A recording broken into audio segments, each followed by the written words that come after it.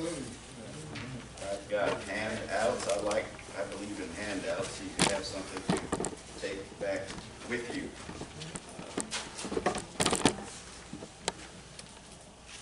Yes, please.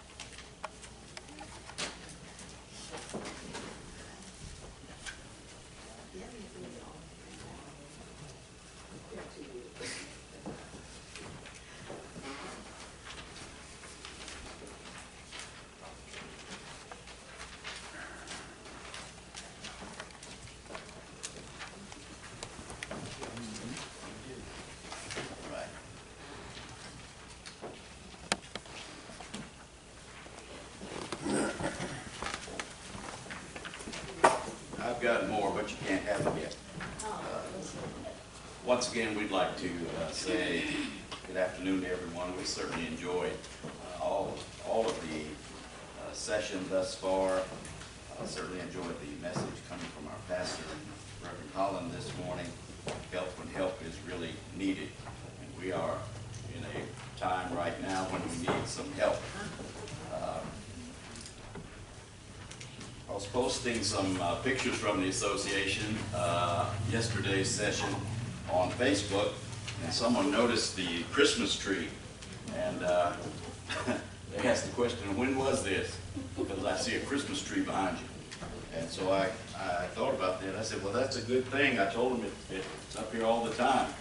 And so that's kind of good, because Christ is being birthed every day here at Wainwright Baptist Church. So we thank God for that. Who can hear? Okay, certainly. We'll use the mic. And indeed, I enjoyed last night's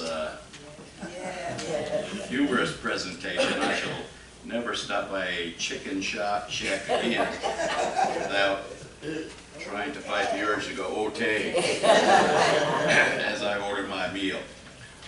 Speaking of chicken, there's been a big controversy recently of Chick-fil-A versus Popeye's chicken sandwich. How many of you have never eaten either Chick-fil-A or Popeyes? All right. Well, good. I talked about female pastors on yesterday, and one female pastor who was a Facebook friend has figured this thing out for those of you who have never experienced either sandwich. She says that the Chick-fil-A sandwich is cooked by a young white woman who grew up with black people. The flavor is there, but she's concerned about your cholesterol, so she watches the breading and the grease. The Popeyes sandwich, on the other hand, is cooked by a 74-year-old black woman named Lucille. She has 14 grandchildren, sits on the usher board, and she could care less about your cholesterol. God is in control. Amen. But I'm very thankful that I don't like Chick-fil-A, it's too dry. Anyway, enjoyed Pastor Gilbert Pope's workshop on it yesterday. And he said something that relates to what we're going to discuss on today, and I'll try to move through it quickly since lunchtime is rapidly approaching.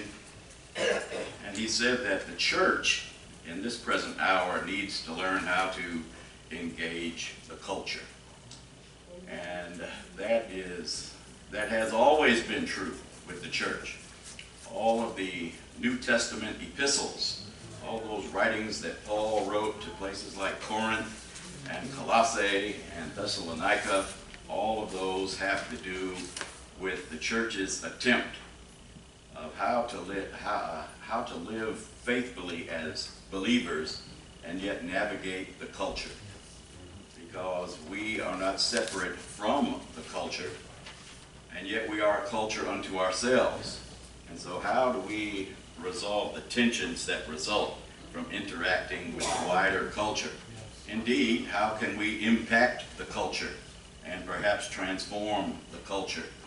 A great book, if none of you have read it, is H. Richard Niebuhr's Christ and Culture.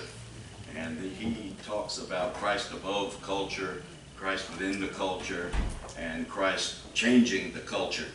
A very provocative book, which I recommend to anyone, especially pastors who want to preach and teach on this subject.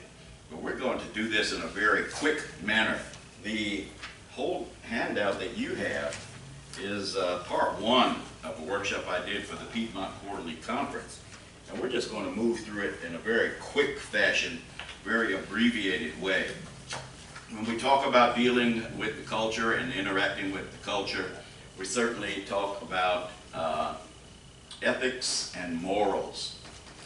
And so just some basic definitions that we want to go through that I want you to keep in mind as we engage the culture. One of the things that is very impactful right now is this notion of America as a Christian nation. And I will say right now categorically that America has never been a Christian nation. Amen. If it was, things would be very different right now. That's right. That's right. Let me ask you this question as we begin, before we move through this. What document or written text governs the way that America should operate as a nation? The Constitution, supposedly. Some people in the church, in some traditions, would say the Bible is supposed to govern the way that America runs. And yet, not everyone in America is Christian. That's right. The Constitution is the governing document for the United States of America. If it were not, if it were the Bible, we would be a theocracy rather than a democratic republic. We are not a true democracy. If we did, we'd all have to vote on everything. But we are a republic. We are a representative form of democracy. We vote for people who in turn represent us, supposedly, and then they decide what should happen in this country as far as the passing of laws and policies and so forth. But that also has its shortcomings as well. But keep that in mind as we move forward. Just some basic definition. This presentation will cover Christian conduct, which includes ethics and morals. And there's a difference between the two that is very slight. We'll cover it from several aspects, including Christian responsibility and morality applied to daily living.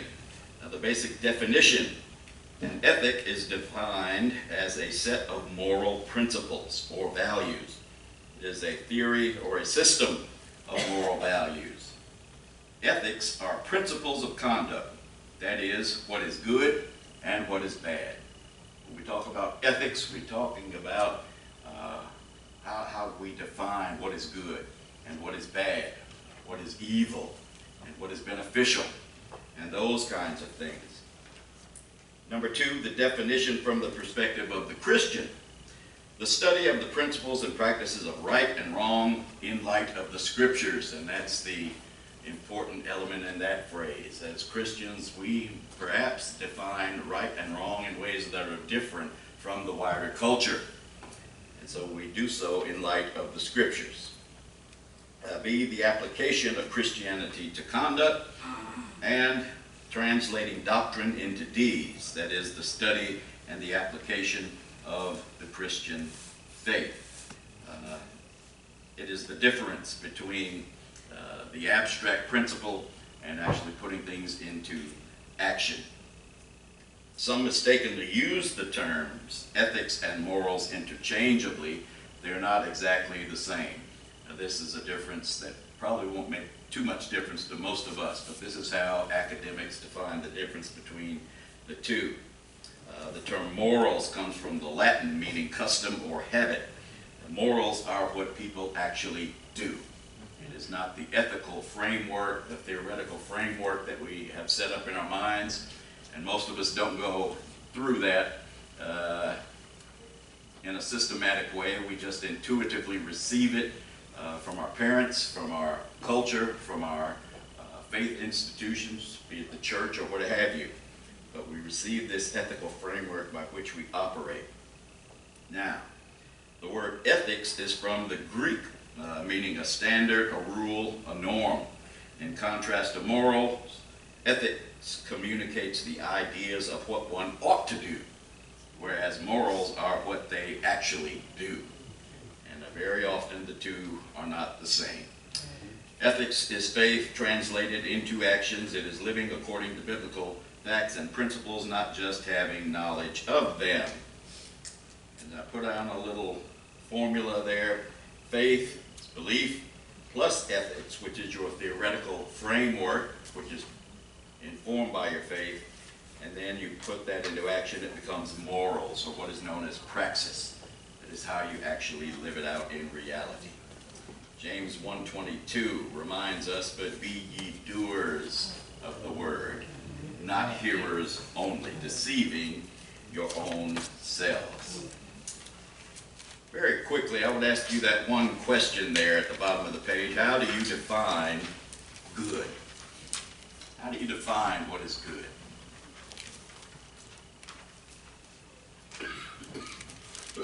Anybody, how do you know whether something is good or not? How it makes you feel. When it helps someone? How it makes you feel. How it makes you feel. That might be problematic. Yeah, when you There's got some- sunshine and rain. Yeah. When you got peace of what you've done. The reason I challenged the one about how it makes you feel, you can have sex with the next door neighbor. Feel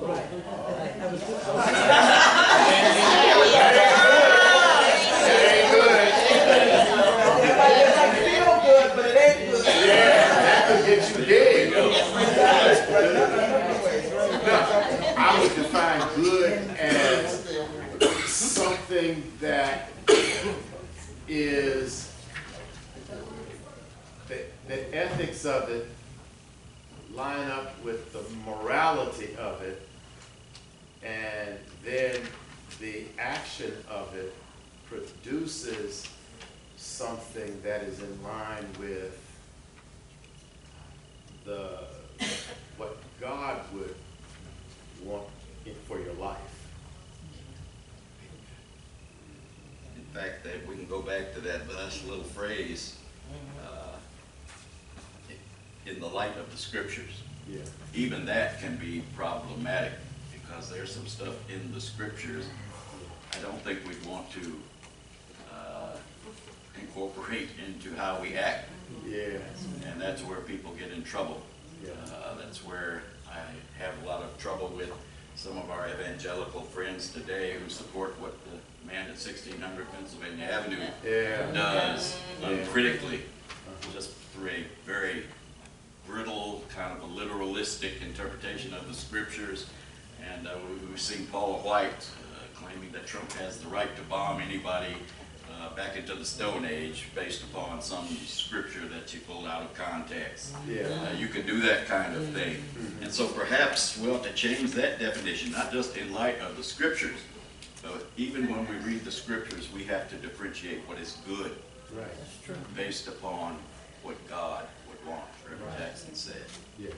And so, if you flip this over, and we're doing this very briefly because we want to give you some time to complete the second part of this, which will require all of your participation. A man named Thoreau developed these 5 moral principles. In fact, this is how he went about defining what is good. And he started out with the value of life principle, which states that the first moral principle, which states that human life should be preserved, protected, and valued, sometimes referred to as the sanctity of life principle. It not only means a reverence for life, but also an acceptance of death, because death is a part of life. All right, and you can look these scriptures up in your own time. That's why I like the handouts. And look up Genesis 9:6, for example, as a part of what many people take as a guide for capital punishment. But this value of life principle also impacts things that are abortion, assisted suicide, euthanasia, those kinds of things that we deal with today. The second principle, the principle of goodness or rightness, the ultimate principle of any moral system, because moral and ethical mean good or right. This principle requires us to do three things. First, to promote goodness over badness. Second, to cause no harm or badness. And third, to prevent badness or harm. Those are some very broad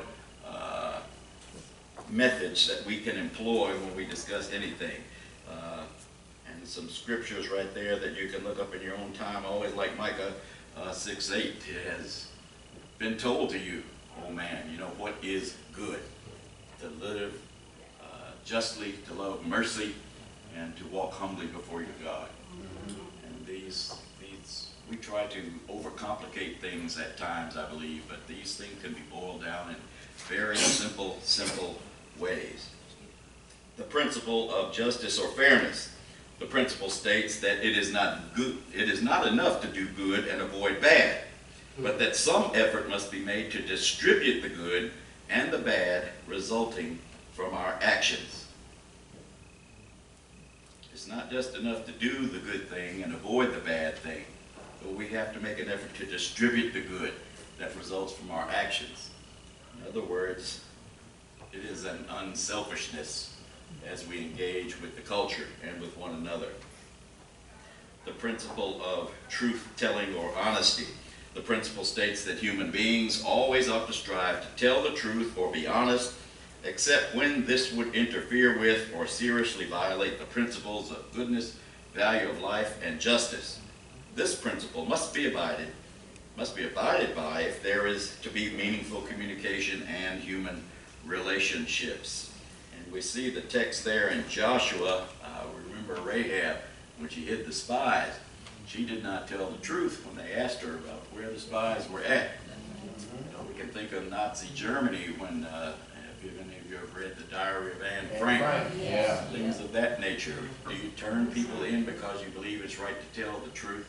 If you've got Jews hiding in your cellar or in an underground compartment, what do? Do you tell the truth and say, sure, I got them hidden in there, knowing that they're going to die as a result? If you're hiding slaves along the Underground Railroad, do you turn them in when the slaveholders ask? And I think all of us would say no, because that would violate the principles of goodness, value of life, and justice. Finally, the principle of individual freedom. The principle states that human beings ought to be free to pursue their own values and morality, as long as these do not seriously conflict with or violate the other four basic moral principles. Individual freedom is something that we treasure here in the United States above all things. And to me, at times, we press it to the point of almost being unchristian. I think one of the things we have lost in Western society is this idea of community. And we even had a better grasp of it when we were growing up. The whole community was responsible for you. Any adult could tell me not to do that when I was coming up. Now, if you do that, then you might have to fight your parents too. So we have lost that sense of community and shared responsibility and interrelatedness. But we do honor the principle of individual freedom as long as it does not conflict with those other four principles. Now, just wanting you to keep that in mind. Keep in mind that the Constitution is the governing document in the United States of America, and also keep in mind the golden rule. Do unto others as you would have them to do unto you.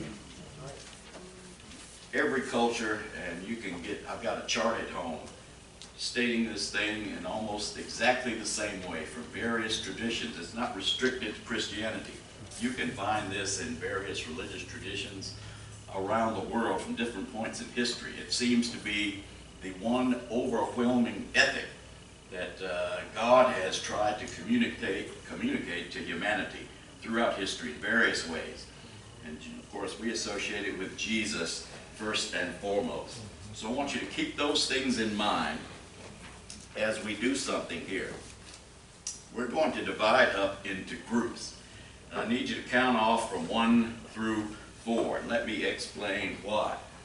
There are, and I'm going to give each group a copy, there are a series of issues that many surveys have deduced are the most important issues facing America today. And what's interesting, you'll look at both of these lists when you get in your groups. One list is just a general multi-ethnic, multiracial, across-the-board list of the top issues facing the United States today. And I'll just read them real quickly. From this list, the general list, this is from 2017, so it's only a couple of years ago. Poor leadership, health care, economy in general, immigration, illegal aliens, unifying the country, unemployment and jobs, race relations and racism, terrorism, ethics, morals, religious family decline, that's one whole item there. Situation with North Korea, crime and violence, environment and pollution, national security, and then international issues and problems. But there was also another survey done. The top 10 most pressing issues facing 21st century African Americans. And it's a totally different list except for a couple of items. Number 1 was mass incarceration. And that is impacted by a lot of other issues. Gang violence, poverty, drugs, voting rights, education, single parent households, which is directly impacted by mass incarceration, because most of the men are not in the household because they're in jail. Unemployment, police brutality, and systemic racism. We're going to break up into 4 groups. And the title of this whole workshop is How to Solve the World's Most Pressing Problems in 1 hour or less. Each of you in your respective groups is going to look at one specific problem, and I'll let you know after you're divided up. And you're going to focus. I want you to develop at least 3, maybe 4 positive action plans that you can come up with to address this specific problem. All 4 issues are listed on your paper, but I only want you to address the one that's for your group. And then we'll get together and discuss what we've come up with very quickly. All right. I need you to count off from 1 through 4. Just 1, 2, 3, 4, then start over. 1, 2, 3, 4. 1, 2, 3, 1, 2, 4, 1, 2, 3, 4. 1, 2, 3, 4.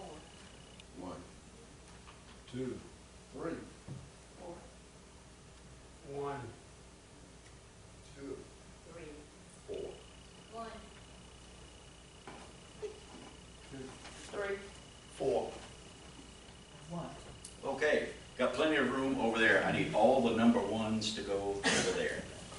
Please. Come on down. Come on down. Come on down.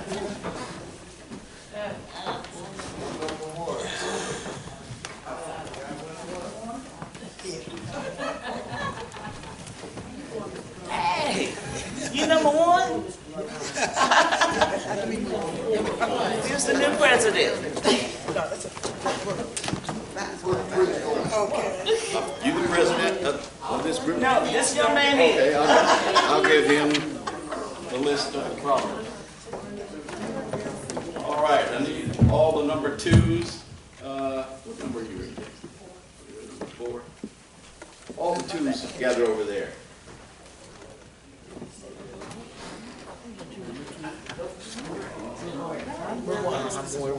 The number 2's over there where Reverend Jackson is. I know, but he's going to move. I'm gonna move. I'm asked the number 3's to go back there. That means all the 4's will come up here. All the 4s are going up there? That's right. All right. I'm saving Deacon Roper from having to walk. Oh. You're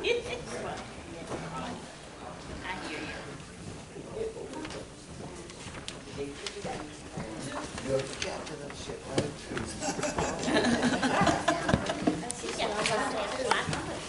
Yeah, we're all two.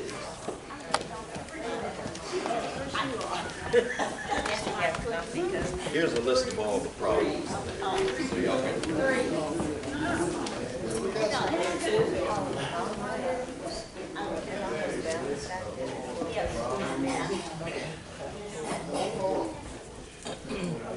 y'all can No, that's right.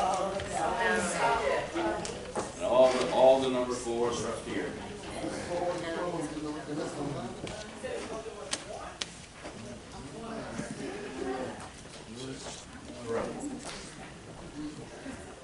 Now I'm going to give you your sheets. Everybody will get a sheet, so you can take this with you.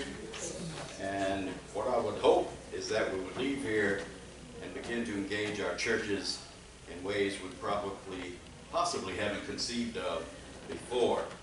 Group 1 will be tackling gun violence. I just picked these because I had to pick something. Group number 2 will be handling systemic racism. Group number 3 will handle poverty.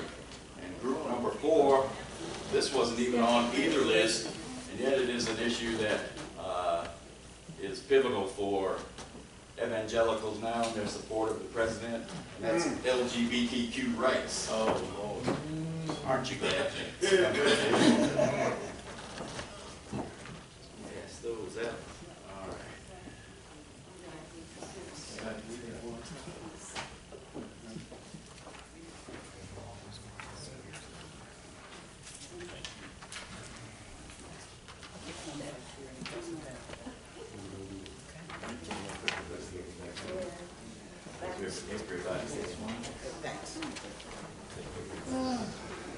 Let us know if you didn't get one.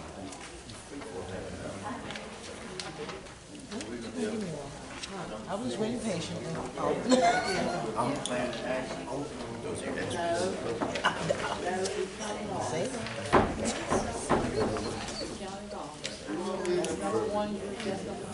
This is really four.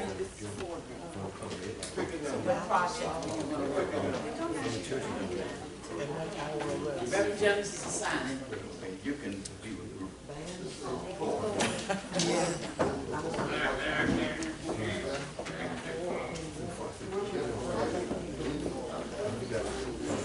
what happened this week? Yeah, because on the radio or whatever, they said that something else happened. Yesterday or something, but I didn't see it. Yeah. What happened was China threw a tax on us. And it took Trump by surprise. That's the sure. Now the action plan, the question has come up, what do I mean by an action plan? There's something very concrete, and I want you to think very widely about this. It could be in the form of something that your church can do in your immediate community. It could be in the form of if you could influence national policy or statewide policy, consider that as well. Anything that you could do to actually change something in a real way. And remember what we talked about before, America is governed by the Constitution. Now you may be informed by your Christian faith because we do not cease to become Christian simply because we're citizens of the United States. However, within the framework of the culture we live in, what can we actually do in order to address these issues? All right. Any other questions about that? As a nation, right? Nation. Because like your first suggestion being solve around, that should be, because I mean, like you said, unless you win war, nobody needs We'll to take have about AK-47. 10 minutes. So we're gonna use that as number one, is ban assault. Ban assault. And assault, right. Like a weapon. Assault.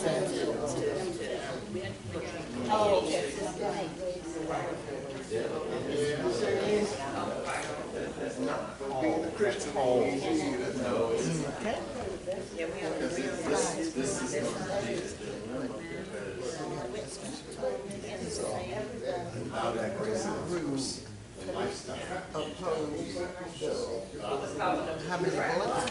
Right thing. They say, two groups were saying you can only have 5. So the next group said you can only have 10. And, you know, and on like that. It's kind of determine how many.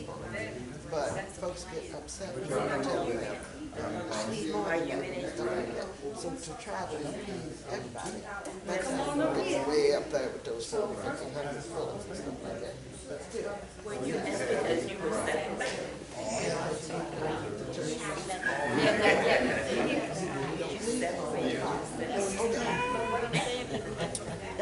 All that power.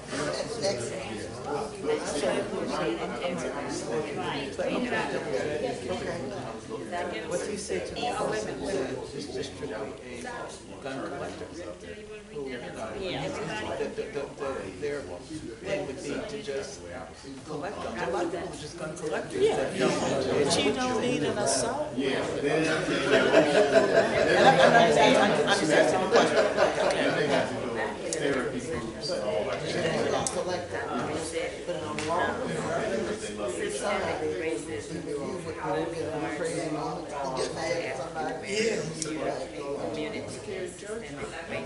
Which brings up another question. How about people who are mentally unstable? And they're going to go purchase a weapon? That's when we should I don't have think background check. The background check. The background, maybe not, Because that's, you know, it's that's not what thorough fighting enough. on now, is the background. It's not, Everybody it's not should have thorough a enough. background check. But unless a person is listed as a person with mental illness, that's not going to show up in a background check. I understand. Somebody needs to step up. And actually, because I work with people with disabilities, most of their mental health issues are not violent by nature. They're not. Most people. Yeah. I mean, you know, but I mean, it could be that one that has gone online and looked at all this crazy stuff that's on social media. Which is what happened with one of the guys that just did one of these recent shootings. He went online and saw all this, you know, The mother said, Yeah. right.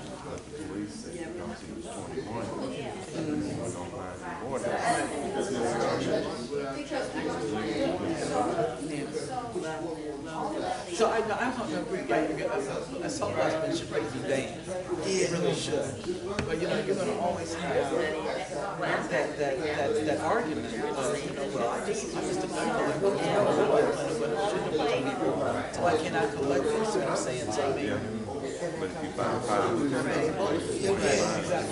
Yeah, I agree. You always go back to, it was my right to have a gun.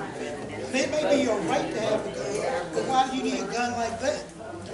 You know, if you deer hunting, you don't need an AK-47. blow all the meat away. You mentioned the conversation. It's interesting. There's some conversation that came up recently, you know, with the Second Amendment about, you know, the right to bear arms. Yeah. That was written back in the early country. We didn't have a formal militia and police department. People had to be responsible